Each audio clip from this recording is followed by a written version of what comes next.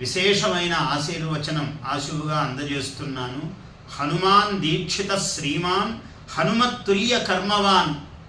రామాయణము ఇంతగా భావనం చేసి మళ్ళీ ఈ రామాయణాన్ని అక్షరశః యః పాదం పదమేవవా ఏకైకమక్షరం ప్రోక్తం మహాపాతక నాశనం అన్నారు రామాయణాన్ని.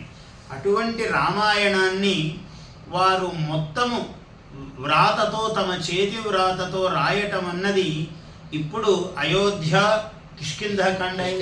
కిష్కింధాకాండ దాకా వచ్చినది. అది ఎంత అద్భుతమైన పని! హనుమంతుడు ఆనాడు ఎలా సముద్రాన్ని దాటాడో, హనుమాన్ దీక్షితుడు కూడా హనుమత్తుల్య కర్మవాన్, ఆ హనుమంతుడితో సమానమైన కర్మ చేస్తున్నాడు. ఏమి సింధువు దాటుతున్నాడు ఈయన? రామాయణ మహాసింధు తరణః తరుణో భవేత్. ఆయనకెప్పుడు నిత్య యవ్వనం. నాకన్నా